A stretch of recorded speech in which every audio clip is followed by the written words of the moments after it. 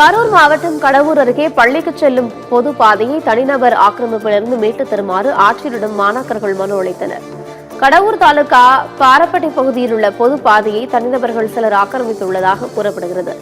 இந்த வழியாக தான் பள்ளிக்கு செல்ல வேண்டிய சூழல் இருப்பதால் பள்ளி செல்ல முடியாமல் மாணாக்கர்கள் தவித்து வருகின்றனர்.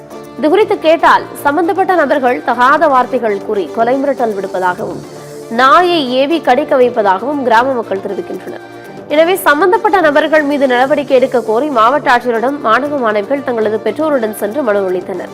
பள்ளி செல்வதற்கு பாதை ஏற்படுத்தி தருமாறும் கேட்டுக் கொண்டனர். எங்க ஸ்கூல் பிள்ளைங்களை அங்க நம்பி அனுப்பவும் முடியல. ஸ்கூல் பிள்ளைங்களும் கீழே போனா நாய்ங்க எல்லாம் தெருவுலயே கட்டி வச்சிருக்காங்க. பிள்ளைங்களும் பயப்படுறாங்க.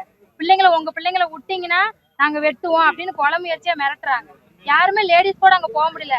இப்ப ஒரு வாரமா தொந்தரவா பண்றாங்க. லேடிஸ் ஜென்ஸ் குழந்தைங்க யாரு போனாலும் கொலை பண்ணிடுவோம் அப்படின்னே மிரட்டுறாங்க. ரெக்கார்டு கூட நாங்க ஸ்டேஷன்ல சப்மிட் பண்ணிருக்கோம்.